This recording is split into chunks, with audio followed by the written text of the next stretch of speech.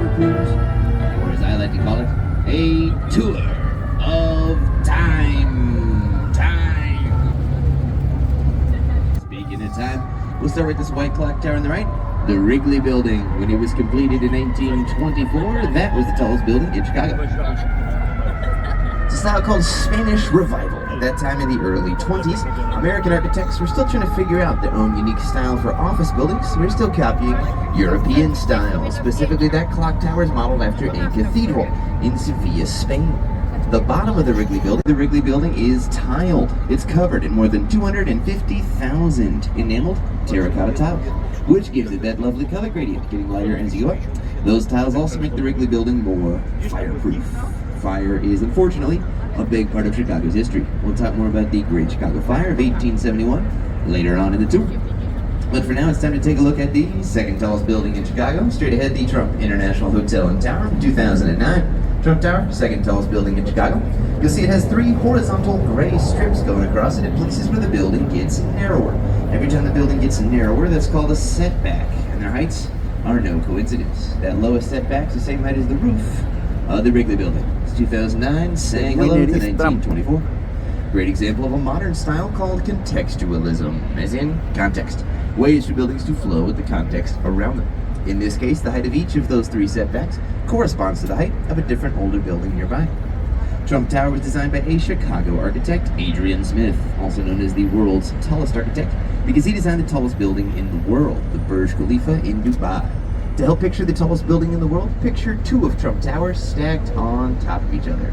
About twice the height of Trump Tower. That's about the height of the tallest building in the world, the Burj Khalifa, which is designed by the same architect, Adrian Smith, from right here in Chicago. Ahead on the left, you'll see a stone building with short towers in the corners and a round dome in the middle. The Jewelers Building, when it was completed in 1926, was the tallest building west of New York City. There used to be a lot of jewelry companies in there. In the 20s, those were Al Capone's days.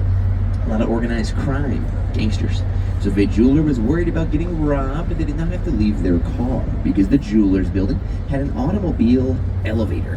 You could drive your car with your jewelry into the building. They take you, your vehicle, and your jewelry up to any of the first 27 floors. Also, if you've seen the movie Batman Begins, you might recognize those corner towers. Batman spent some time in front of one of those corner towers. Brooding. Ahí vivía el Capone. Let's do one for the 1960s. Coming up on the right, 2 of the most photographed buildings on the river. These 2 round, white, corncob-shaped towers are the Marina City Towers, 1968. Their architect, Bertrand Goldberg, said there are no straight lines or sharp corners in nature, therefore a building should have none. And so you get this very round, natural design. Over there on the right, kitty cat. Just saying. These are some of the first big residential buildings on the Chicago River. Because back then the river was still very industrial, smelly. Not a lot of people want to live by the river. So since these were some of the first big residential buildings on the Chicago River, they had to include anything its residents could possibly want. There's a bowling alley, a laundromat, an ice skating rink. You could park your boat in the marina underneath. There's a restaurant as well. The movie theater has now been converted into a music venue, the House of Blues. Take a look at the cars in the parking garage on the bottom there. You have to be a professional valet to park there. They don't let just anyone back up to the ledge. There have even been some famous movie stunts where they've driven cars off Marina City into the river, including by Steve McQueen. Ahead on the left, the shorter concrete building with the gold 5.5, the top is 55 West Wacker. Also from 1968, but a very different style called brutalism, or architecture in the raw. The late 60s were a tumultuous time, and certain businesses and institutions wanted to convey a sense of stability, so they built these fortress-like buildings with exposed concrete and small inset windows. Brutalism came and went pretty quickly in the late 60s. It's a style you'll see in a lot of government buildings, university campuses, prisons, and libraries. Now for contrast to that heavy fortress, the next one on the left will be an elegant glass skyscraper. Let's follow these white granite columns all the way up to the roof. You see, the roof looks like an ancient Greek temple. Kind of looks like the Parthenon in Athens, stretched out to a glass skyscraper. That is 77 West Wacker, a style called neoclassical. It's a new take on classical ancient Greek design. Pretty cool from a time perspective. We're here in 2024, looking at a building from 1992, which is itself a reference all the way back to ancient Greece. Feel free to take as many pictures as you like. It is a perfect day for a boat ride. It's gonna be non-stop photo ops for you. Do me a favor, let's just mostly take pictures from our seat, so we're not blocking anyone's view standing up. But also near the end of the tour, when we get out by Navy Pier, I'll give you a nice long photo break. That'll be the best time for standing group photos. We'll finish up the tour at the same place where we started. The tour is about 75 minutes long. All along beside us on the left, you see people enjoying the Chicago Riverwalk on this beautiful day. The Riverwalk was built in the early 2000s at a cost of $112 million. Each section of the Riverwalk between the various sets of bridges is called a room. Each room has its own unique style. The room to our left right now is known as the River Theater, named for those steps like you'd have in an ancient amphitheater. The idea of having a Riverwalk on the Chicago River dates back to 1909, part of a long-term plan for the whole city called the Burnham Plan by an architect named Daniel Burnham. That plan is also a big part of the reason we have our museum campus. If you've been to Shedd Aquarium or Adler Planetarium, and also Navy, all the way back in 1909. The next wide stone building on the left is called the Builders Building. This one is built in two sections. See if you can spot the difference. The wide section on the left with all the straight pillars near the bottom is from 1927. The narrow section on the right with the dark bay windows that stick out was added on in 1986. That's a nearly 60-year time jump, all within one building, the Builders Building. Similar time hop with this next bridge, the Wells Street Bridge straight ahead, originally built in the 1920s. It was replaced with an exact replica in 2013. So this looks like one of our historic bridges, but it's relatively new. The average age of our downtown bridges is 84 years old, and they can all still lift. We'll talk more about that later on. We talked about how in the early 20s, American architects were still trying to figure out their own unique style. Well, in the late 1920s, the Roaring 20s, they found their own unique American style called Art Deco. When you hear Art Deco, think Roaring 20s. Great example is this next huge stone building on your right from 1929, the Merchandise Mart. This Art Deco style was all about optimism in a machine-made future. You get that sense of optimism from all the straight line columns. All on the way up, just like we felt we were on the way up. And there's a machine feeling to it. A lot of repetitive patterns, like the arrows in the trim, the gold squares at regular intervals, feels like something off of an assembly line. Closer to the river, there's this row of statue heads. Those 8 bronze busts are what's called the Merchant Princes, big Chicago businessmen who shaped the city's history and the world of business in general, including the founders of Sears and Marshall Field, for whom the Field Museum of Natural History is named. We'll talk more about the Merchandise Mart on the way back. How big it is, what they used it for. But for now, eyes up, cameras up. After this bridge, you're going to have one of your best views on the tour. We're approaching the junction of the 3 branches of the Chicago River. A lot of our newest skyscrapers have been built right here. If you took this tour maybe 15 years ago, you would have been looking at a lot more parking lots. Creí que no había tren. What some people call Chicago's trophy case. Welcome to Wolf Point.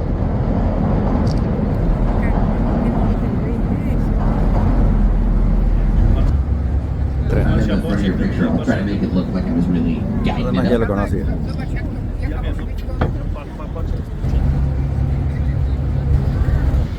This is Wolf Point, the junction of the 3 branches of the Chicago River. We're leaving the main branch. We'll do a quick trip up the north branch to our right, then we'll turn around and head way down the south branch of the Chicago River to our left. We'll see the Willis Tower on the way back. On your right is the newest addition to our skyline, Wolf Point South, also known as Salesforce Tower. Brand new office building, just popped up in the last couple of years. They're still putting some finishing touches on Salesforce Tower, but it's mostly leased up. Por acá venimos caminando. Office building sits on land owned by the Kennedys, still a big player in Todo esto va a ser de Donald Trump. Straight ahead, the building with the big gray arch at the bottom and the bride right in front of it is River Point from 2017. River Point has an unusual foundation because it's built directly above active Amtrak and Metro train lines. Look at the stone wall right underneath the bride. There's circles in that stone wall. Those are actually vents. There's fans spinning in there, letting air out from the trains that run right underneath River Point. Congrats, y'all. Hanging right under the north branch of the Chicago River now. Straight ahead, that shorter brick building is the oldest building. Todo esto lo conocen. On the river today, the Fulton Todo esto ya lo House from vimos. 1898. A freezer for the meat packing industry. They slaughter cattle in the stockyards around the city, bring them here to be frozen and shipped off on trains. Then in the 1970s, an architect named Harry Weiss oversaw a redesign to turn them into apartments. They put a bunch of holes into it for windows and balconies. Take a look at those balconies on the far left side of that brick building. That white space on the outside of those balconies shows you just how thick the walls of that freezer were. They say when the meatpacking industry moved out in the 1970s, it took the Fulton House 6 months to thaw out. When they hollowed out those 4-foot thick walls, they found they'd been insulated with a mixture of cork and horsehair. Straight ahead, this bridge sticking up in the air is the Carroll Street Railroad Bridge, 1908. This bridge is a landmark, no longer in use, so we always leave it in the upright position, but it gives us a nice demonstration of how these movable bridges work. By movable bridge, I mean they can raise. Chicago has the second most movable bridges of any city in the world, Amsterdam being number 1. On the back of the bridge, see that big concrete block? That's the counterweight. When the block goes down, the bridge stands up. All 37 of our movable bridges have counterweights like that. Most of those counterweights are buried out of sight where you cannot see them, but the Carroll Street Railroad Bridge from 1908 is kind enough to demonstrate. Like I said, it's a landmark, no longer in use. Obviously, there's no railroad here anymore. The railroad that used to be here actually ran all the way out to Navy Pier, out by Lake Michigan. We'll see Navy Pier later on. On your left, these sloped residences of the River Cottages, 1988.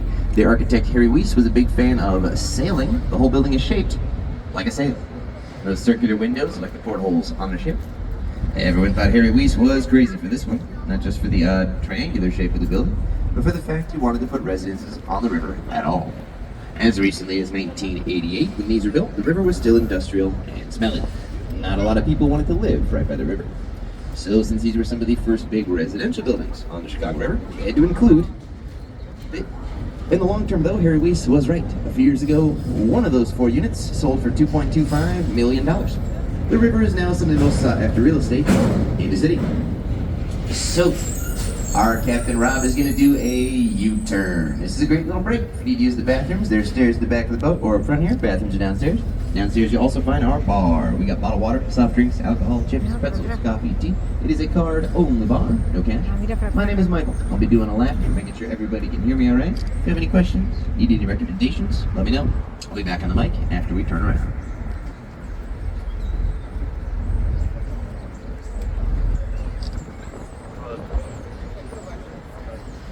To a bunch of these basements. Eyewitnesses said it looked like a bathtub drain, just draining right here on the river.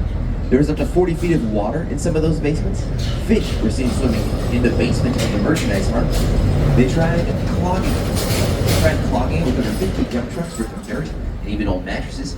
Eventually clogged the leak with a specialized concrete mixture, but not before it caused almost $2 billion worth of damage. It's called the Chicago Flood in 1992. Started right around here. Up ahead on the right, just past the brick building, that curving gray building is the Riverbend Condominiums, 2003. See how the front of that building curves in? If you look ahead to the next glass building on the right, River Point, see how the front of that building curves out? Well, if you're into geometry, it's actually the same ritualism. And I see the tail end of one of our L trains on the Lake Street Bridge straight ahead. They're technically the CTA trains, but they're also known as the L train, short for elevated train, because they're often elevated above the street. You may have heard our downtown area referred to as the Loop. That's a reference to our L trains. They start on the outside, converge in the middle of downtown, do a loop together, then head back out to their respective branches. So we generally call downtown the Loop. Chicago has pretty good public transportation by American standards, which means it's bad. And on the right, you'll see a building with a Y-shaped foundation. See how it pinches together at the bottom? And why would you want to build a foundation like that? This is a tricky spot to put a skyscraper. This lot sat empty for many years because they had to find a way to fit a foundation in between two things. On the one side, there's Amtrak and Metro trains running underneath. On the other side, a city zoning law required them to leave 30 feet of space between the river and the front of the building for public access. The city wants people hanging out by the river, so they had to squeeze that foundation into only 20% of the lot space.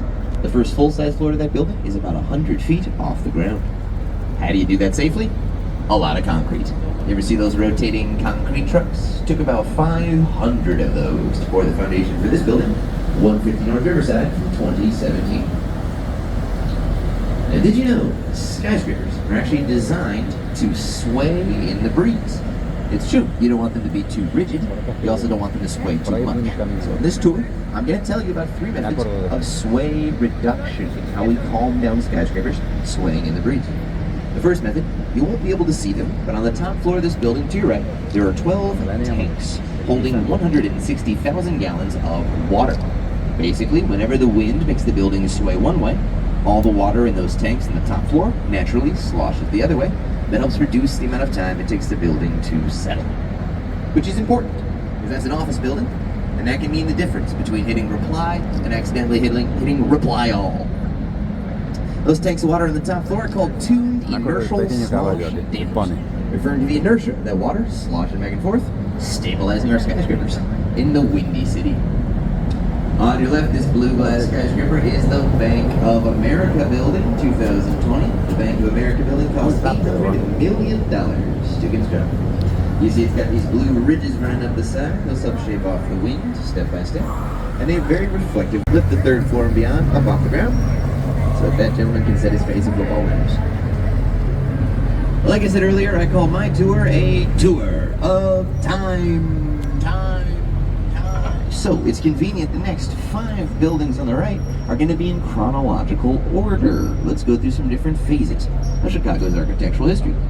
We'll start in the Roaring 20s with another Art Deco building coming up on your right, 2 North Riverside Plaza. Much like the Merchandise Mart, another Art Deco building for the same year, 1929, made in the same material, polished Indiana limestone.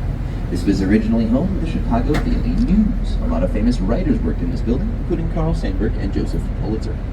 Take a look at those columns along the bottom of the building. In between the tops of those columns, there are carvings.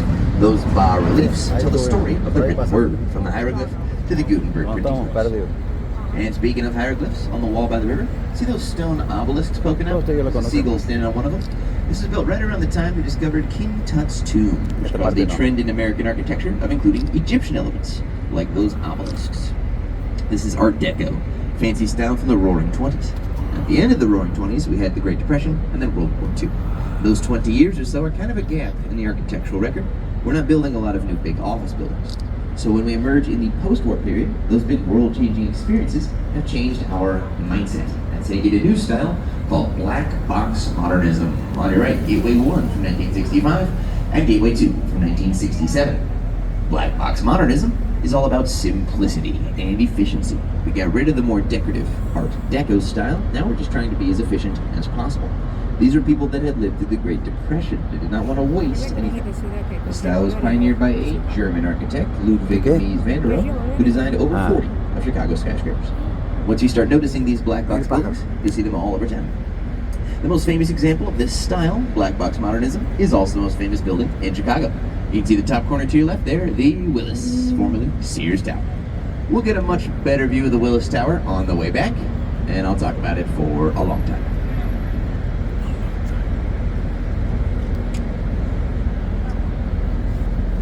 Each of these black box modernist buildings has 3 basic ingredients: skeleton, skin, and space.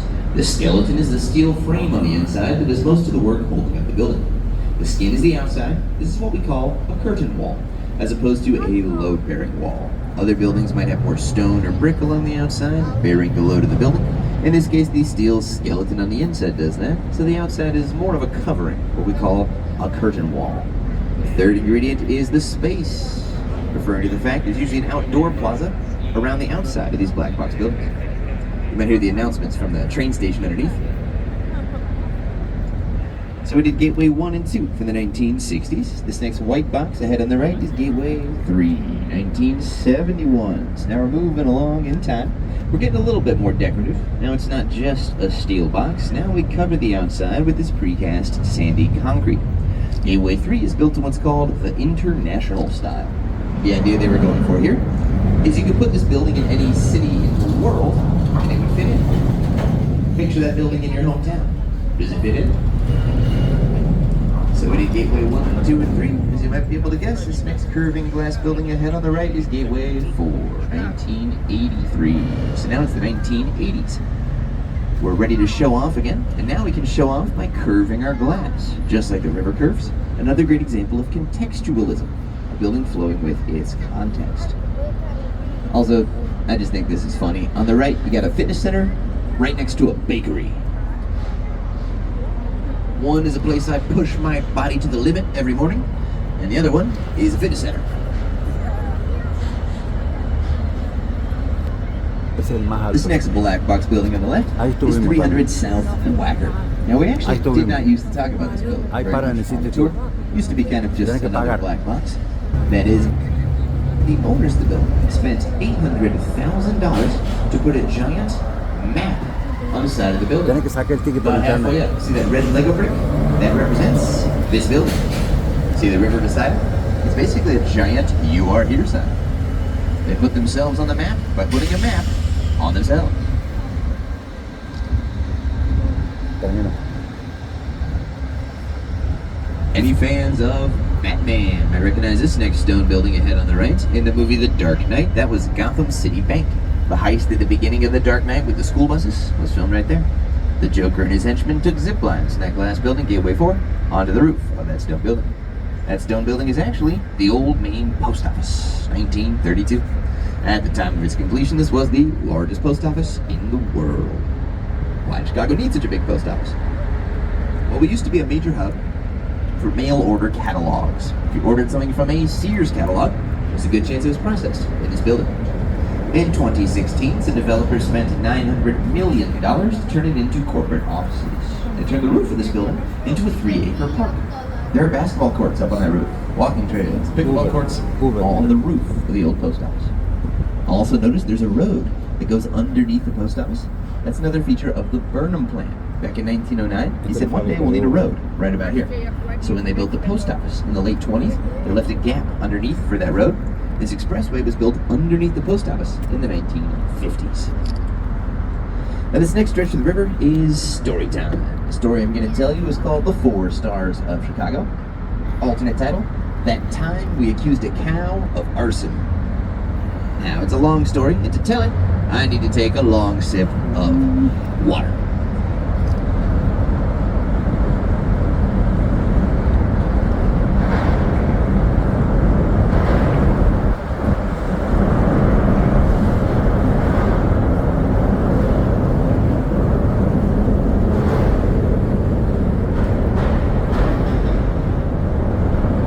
If you're downstairs, I just did a really great physical bit where I did an exaggerated long sip of water, and everybody up here loved it. Alright, the 4 Stars of Chicago, or That Time We Accused a Cow of Arson. We'll start with the Chicago flag. You have a city flag? Here it is.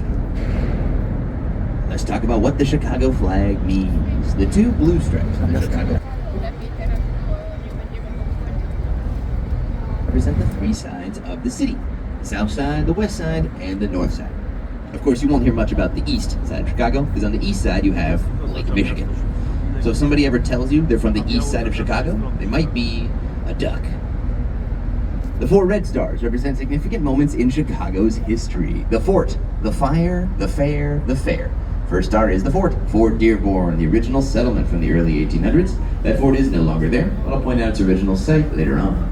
Second star is the fire. We got a time machine. Let's go there now. It's October 8, 1871. The city is dry. We have not had a drop of rain for 14 straight weeks. The city is also wooden. Some of our streets and sidewalks are even made of wood.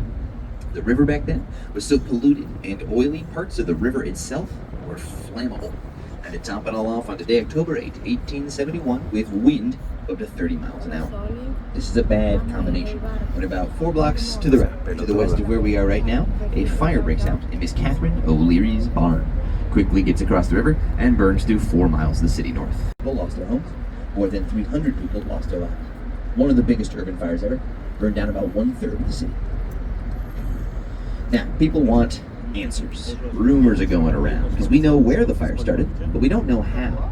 The most popular rumor you find in a newspaper. They say there was a cow in the barn that kicked over a lantern, started the fire. Which kind of makes sense when you think about it. Chicago was the meatpacking capital of the world. Maybe some cow finally got grass fed up, decided to take matters into her own hooves and settle her beef once and for all. It's now the Museum of Science and Industry. That whole World's Fair was overseen by an architect named Daniel Burnham. He did such a good job, they said, okay, Daniel, plan Chicago. That's how in 1909 we get the Burnham Plan. This is how we'd eventually get our Riverwalk, Navy Pier, and Museum campus. Years later, we'd host another World's Fair. Your 4th star on the Chicago flag. This World's Fair was impressive because it was in 1933. That's right in the middle of the Great Depression. But despite that, it was still so successful, they ran it for a second consecutive summer. 4 blocks to the right, there's a radio tower. See that radio tower sticking up just to the right of that parking garage? That radio tower is at the Chicago Fire Academy. They built it in 1956, and to this day it's where Chicago trains firefighters. And we see that radio tower off in the distance? That is also the exact former location of Miss Catherine O'Leary's barn, where the fire started, where we accused the cow of arson. That's now where we train firefighters. So, our captain's gonna do another U-turn, another great break. Use the stairs to visit the bar or bathrooms downstairs. My name is Michael. If you have any questions, one question I get a lot. What's that? Up ahead on the right with the two big smokestacks? That's an old power plant. It's a coal plant from the 1930s. It's been out of use since 2011, and it's not in great shape, so they want to tear it down. But it's in a tricky spot to demolish, because you got the river on one side and train tracks on the other side. Those Amtrak and Metro trains don't want to stop running to let them tear it down. So it's kind of in limbo. This is one of our more endangered historic buildings. But as we turn, you can enjoy a look at one of our old power plants, the 1930s. Great time to get some pictures of the skyline as well. My name is Michael. If you have any other questions, I'll be back on the mic after we turn around.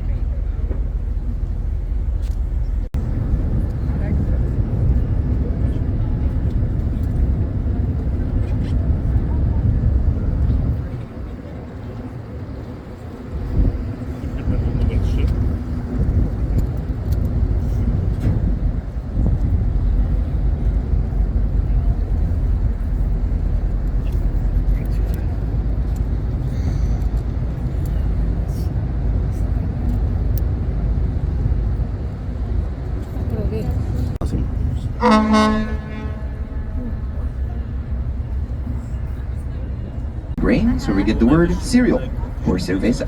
The reason the Roman goddess of agriculture is on top of that building is because that's where we used to trade agricultural futures. If you're buying or selling stocks and various crops and livestock, all that happened in the Chicago Board of Trade. In the foreground, see this black rectangle with all those gray balconies? That's 235 West Van Buren from 2010. What they were going for here is they wanted those gray balconies to imitate traffic on the road below when viewed from above. See how those short gray balconies kind of look like cars? The long ones look like semi-trucks. The whole thing kind of looks like a 32-lane traffic jam. And now, the king, the Willis, formerly Sears Tower. The black skyscraper straight ahead is the tallest building in Chicago, and when it was completed in 1974, it was the tallest building in the world. Tallest building in the world for 24 years, until 1998. How tall is it? 1,451 feet, or 442 meters, 110 floors. Still the tallest building in Chicago. Today it is the third tallest building in the United States. The tallest building in America today is the One World Trade Center in New York. However, if you were to put the One World Trade Center side by side with the Willis Tower, roof to roof, the Willis Tower is 83 feet taller. So roof-wise, still the tallest building in America. However, see those antennae on top of Willis Tower?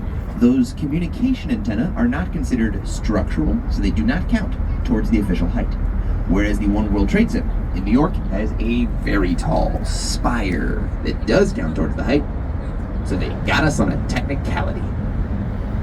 Well played, New York. That decision about what counts towards the official height was made by a real governing body called the Council on Tall Buildings. I just think that's a funny name. Of wind. Here's what we're talking about, our second method of sway reduction. How we calm down skyscrapers swaying in the breeze. The Willis Tower uses a method called bucket tubes. Look at the shape of the Willis Tower. It's essentially 9 towers, or tubes, grouped together. As you work your way up the building, fewer and fewer of those tubes continue. Only 2 of the tubes go to the building's full height, so they can lean together and resist the wind from any direction. The Burj Khalifa, current tallest building in the world, uses a similar concept. The story behind this design, the building's lead architect was having dinner with its chief engineer, Fazlur Khan, and there were cigarettes on the table. They realized if you stacked the cigarettes end to end, they were weaker, but if you bundled them together at the base, they were stronger. That's how you get the Sears Tower, a building based on cigarettes. Let's talk about the name. I've called it the Sears Tower, I've called it the Willis Tower. It was originally built as the Sears Tower. Had that name for many years, until the lease on the naming rights expired around the time of the '08 crash and was won by Willis, an insurance brokerage company that occupies 3 floors of the building today. Most Chicago locals still call it the Sears Tower out of nostalgia. Now this is my favorite part of the tour. Did you know 2 people have actually climbed the Sears Tower? The first was in 1980. A local named Dan Goodwin climbed it with suction cups while wearing a homemade Spider-Man costume. They called him Spider Dan. The second person to climb the Sears Tower was in 1999. A Frenchman named Alain Robert climbed the Sears Tower in 1 hour and 20 minutes with no equipment. No ropes, he just wedged his hands into the window frames and free climbed the Sears Tower. Es la más baja. No es alta esta. Hour 20. I said that on a tour a few weeks ago, and a kid near the front said, "Did he die?" It's a good question. He did not. He survived. He's climbed many of the other tallest buildings, including the Burj Khalifa. How to get down? It's a great question. You got arrested, they took the elevators. Yeah, you can't do that. It's extreme trespassing. You can actually see part of the observation deck. Look way up near the top. See those 5 glass boxes sticking out of the side? Can you see the people moving around in there? That's called the ledge. If you want, you can walk into one of those glass boxes and look straight down between your feet, over 1,000 feet, straight down.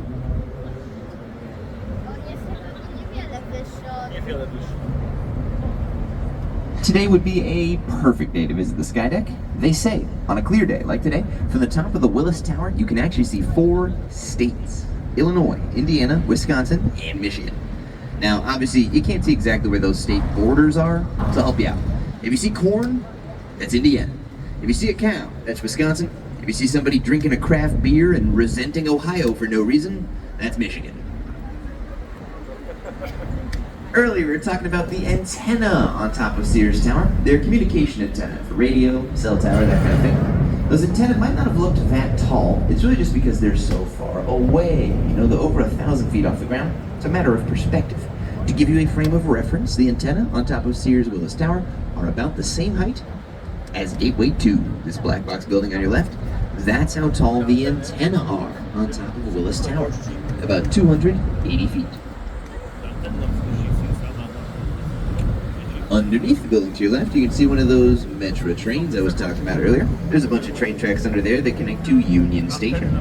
Union Station is a gorgeous great hall. It's a really high ceilinged room with these giant columns. You can walk in there if you're killing time. It's gorgeous. Now all these buildings on the left that sit above those train tracks actually rent the air from the train companies. Technically, Amtrak and Metro own all the air directly above their train tracks, as far as the eye can see. So these buildings pay rent to just exist in that air. It's called air rights. El puente iluminado. Let's go on the right. Up in the air, take a look at the corners. These 2 brown towers on the right. Notice how the corners are kind of jagged or serrated. Well, this is an office building. The most popular type of office is the corner office. Puente sin nombre. More corners. Every floor of both these 2 towers has 16 corner offices. Right in the middle. I'm just going to steal some of this guy's tour for a second. It's an enormous trading field. Enormous trading floor right in the middle here. Chicago Mercantile Exchange from 1983. Big stock trading building. I knew that already. You didn't have to tell me. As you can see, they have a nice riverfront patio. The goal for the city is to make as much of the river walkable as possible. It's going to be tough to do because a lot of our older buildings don't leave any space beside the river. That's because the way we use the river has changed over time. Today it's more recreational, tourism, and dining. Back in the day, we thought of the river more like a back alley for sewage and shipping. Not a nice place to sit and have lunch. So, a lot of our older buildings actually have their back turned on the river. Great example of that is this next huge polished Indiana limestone building on your right. From 1929, the Civic Opera Building. First opened 2 weeks after the great stock market crash. It's kind of shaped like a giant throne. You get your seat in the middle, the back behind it, and 2 arms of the chair on either side. The idea was to rent out the towers on either side as office space and use that money to fund the opera in the middle. This huge flat section where there's no windows, the reason there's no windows, that's the back of the stage. They have the largest stage in downtown Chicago. This is the 2nd largest opera auditorium in America. Seats 3,600 people.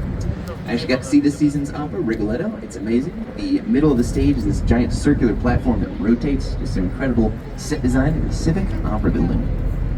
Chicago has a lot of great downtown theater. We're also famous for our comedy scene. Improv was invented here. You ever seen shows like Whose Line Is It Anyway? And a lot of the famous comedians you know today got their start here at theaters like the Second City. You know, Bill Murray, Tina Fey, Michael Ribbons, that's me, all got their start right here in Chicago. If you need recommendations for a comedy show, just ask me during a break.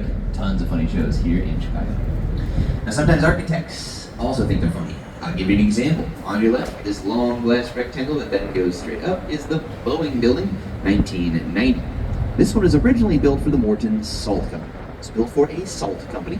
So if you look way up on the roof, there's a big gray panel. They put 6 holes into it to make the building look like a giant salt shaker. That was here before this. In the same spot, there used to be an old wooden gathering hall called the Wigwam, which hosted the first Republican National Convention, which is where Abraham Lincoln was nominated for president. This is the spot on Earth. Abraham Lincoln was nominated for president. So we're back at Wolf Point, the junction of the 3 branches of the Chicago River. We're leaving the south branch. We're going to hang a right onto the main branch. We'll start heading east in the direction of Lake Michigan. This little patch of grass on your right is actually the end of the official Riverwalk. The Riverwalk goes all the way from right here to Navy Pier, up by Lake Michigan.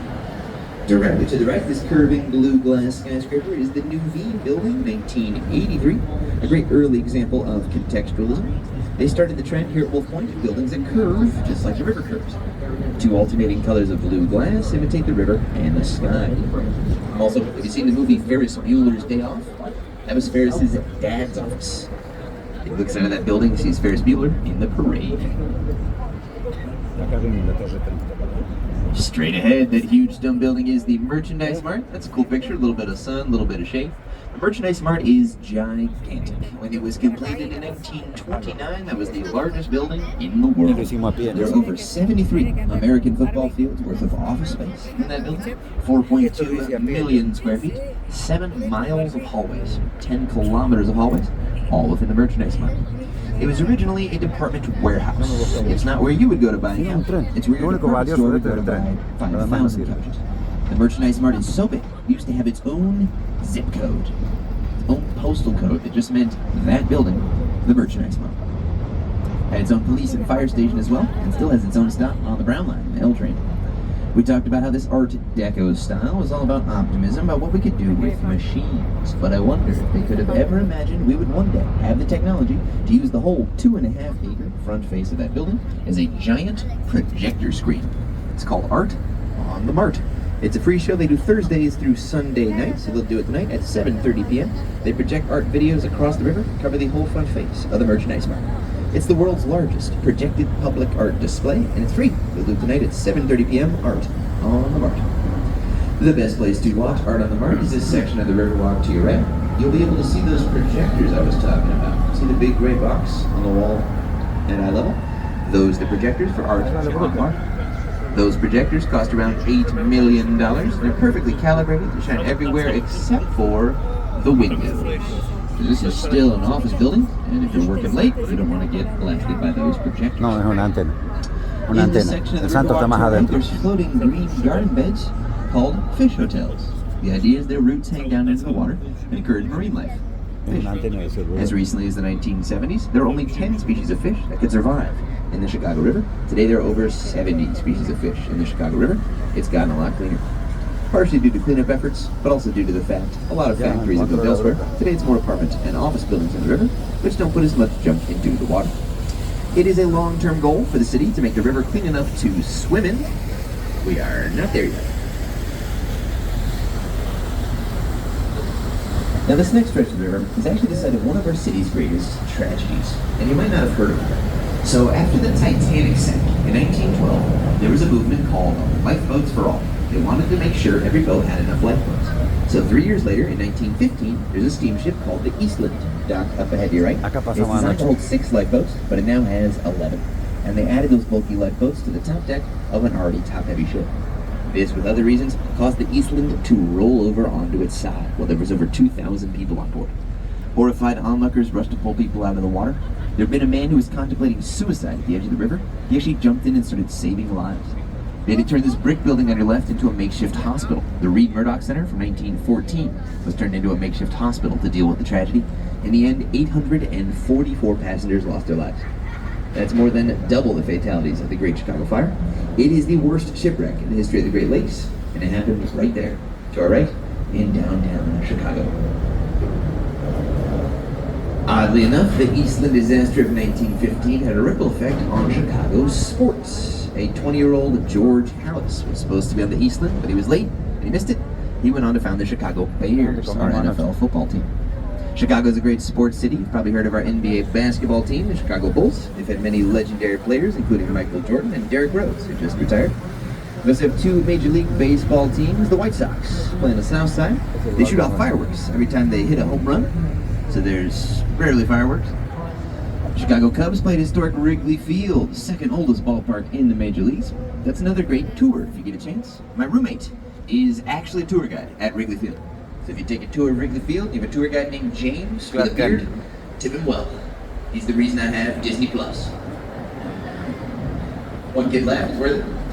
Speaking of TV, this black and gray building on your right is the Leo Burnett, 1989. If you're a fan of the show Mad Men, the show is probably based on the advertising firm who works in there, Leo Burnett. They created many beloved advertising characters, including the Jolly Green Giant, Toucan Sam, Pillsbury Doughboy, and Tony the Tiger, all created by the company that works right in there. About 1/3 of the way up that dark building, can you see that belt where it looks different on the corners? Once again, the height is no coincidence. It's the same height as the roof of 55 West Wacker to the right. That's 1989, saying hello to 1968. We got skyscrapers waving hello to each other all across the city, across time.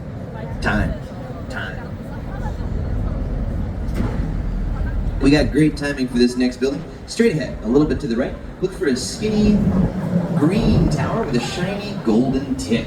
Our timing's perfect. The sun's really lighting up that golden tip. One of my favorite pictures on the tour, the Carbide and Carbon Building, 1929. 1929 was right in the middle of Prohibition, the period of American history where it was against the law to produce or distribute alcohol. Prohibition was not very popular here in Chicago. In fact, right in the middle of Prohibition, in a little subtle act of silent protest, we built a giant champagne bottle. See how it's green just like a bottle? And the gold near the top looks like the foil on a bottle of champagne. That is real gold up there. It's very thin, even thinner than saran wrap. Now, one consequence of the Great Chicago Fire is we kind of got a clean slate to redesign our city grid. When we did that, we spaced out our downtown. So a lot of our downtown skyscrapers actually have more room to breathe than in other cities. A rare exception to that rule is this cluster of 4 buildings straight ahead on the right. See how those 4 buildings are all squeezed in together side by side? It's pretty rare in downtown Chicago to have skyscrapers that close together. The 2 on the left are the London House, which is ranked the second best rooftop bar in the nation. And to the right of it, the skinny stone rocket ship is the Mather Tower, 1928. Mather Tower is the skinniest skyscraper in downtown Chicago. The top floor is just 9 feet across. See the white cap at the very top, where it's a different color? That whole cap was replaced in the early 2000s. They built the replacement off-site, floated it down the river on a barge, and then flew that whole white cap up there via helicopter. You may notice we're close to where the tour began. We're going to go past that, out to the mouth of the river. We'll see Lake Michigan, see Navy Pier, take our big photo break, and get back to where we started. We started off with that white clock tower straight ahead, the Wrigley Building. Oh, that's a cool picture. You got it split in half, the shade and the sun. Is it unprofessional if I take a picture? We talked about how the Wrigley Building is an office building that's made to look like a cathedral. Well, the same is true for the building just to the right of that. Gothic architecture would be the Cathedral Notre Dame. Similar design here, but on a building for a newspaper. The Tribune Tower has an actual piece of that cathedral, Notre Dame, because they have a collection of rare materials from famous landmarks, such as the Great Wall of China, Pyramids of Giza, the Alamo, and Notre Dame. And they're just stuck into the outside of the buildings. Take a walk by the Tribune Tower, you can see some of those historic artifacts. The Chicago Tribune newspaper moved out of the building in 2018. Today it is high-end apartments, but it's been designated a landmark building, which means they cannot change the outside of the building unless it is to restore it, because it's such a historic part of our skyline. Now, coming up on your left, in between the Wrigley Building and the Tribune Tower, you're going to see a building with a round yellow dome, the Intercontinental Hotel from 1926. My favorite fact about the building with the yellow dome, can you see there's a little stone tower poking up behind that yellow dome? That was originally intended as a place to dock your blimp. They thought in the future we'd all be taking a rigid airship to work, or a blimp. So they made a parking spot for blimps. Unfortunately, a blimp has never parked there. Right after they built that, the Hindenburg disaster happened. An infamous blimp explosion, and blimps got a lot less popular. On your left, That glass building is the Apple Store 2017. Fiberglass roof looks a lot like a MacBook. Hence intentional. The Apple Store actually sits on the historic site. The first non-native settler set up a trading post. In the 1780s, an explorer from Haiti named Jean-Baptiste Pondesal moved here and married Kitty Hollow, daughter of a Native American chief. Her connections to the local tribes allowed them to set up a trading post right over there, which at the time was actually the mouth of the Chicago River. In fact, the street that we just went under is called Michigan Avenue because it's roughly the original edge of Lake Michigan. All this land you see in front of you is man-made. It sits on landfill.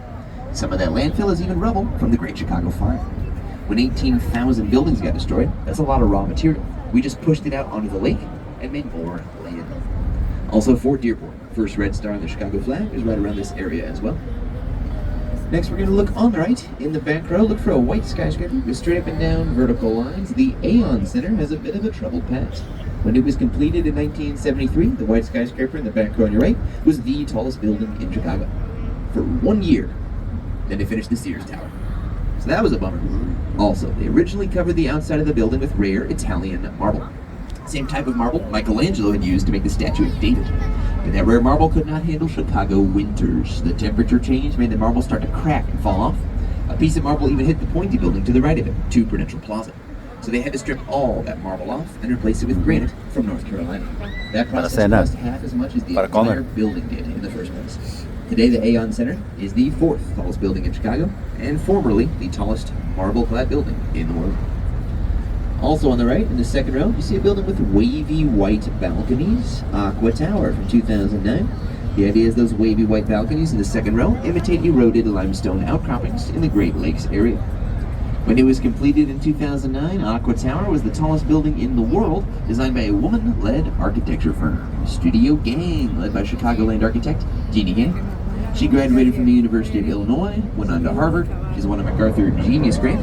Jeannie Gang is currently working on an $8 billion renovation of the O'Hare Airport. And Jeannie Gang is also the reason Aqua Tower is no longer the tallest building in the world designed by a woman, because she designed an even taller one. And it's on your right. That 3 little blue glass skyscraper is my favorite building in Chicago, the St. Regis 2020. St. Regis is the 3rd tallest building in Chicago, and the tallest building in the world designed by a woman.